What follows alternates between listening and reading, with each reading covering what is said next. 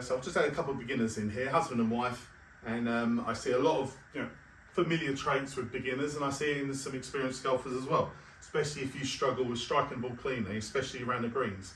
And this time of year, you're going to get some bad lies, some wet lies, uneven grass.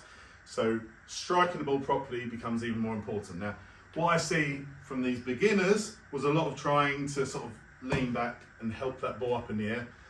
Once they got their head round, hitting the ball first and then the grass and turning through, they got understanding. But I still see this from experienced golfers. I think there's an over-willing thing in your brain to try and lift that ball up in the air and get it over a bunker from a tight around the green. But then what we see with the beginners was early strikes, hitting the ground, hitting the top of the ball. So even on little shots like this, I've got a little 30-yard pitch.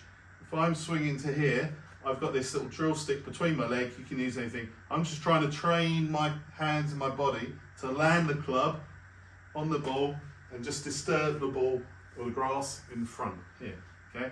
Now I can't disturb the grass in front of the ball if my body's leaning back and getting back here.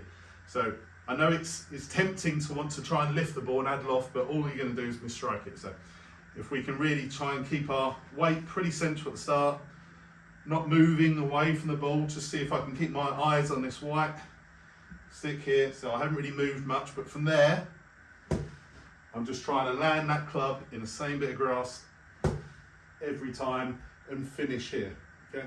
Now it's not a guarantee you hit a good shot, but if you can finish, literally finish here after you just brush the grass, it's a good chance you've hit a good shot. So let's see if we can do it. So trying to keep my weight very central, keep it still and back, and turning through, and that ball's going nice and high, and I've got that nice strike.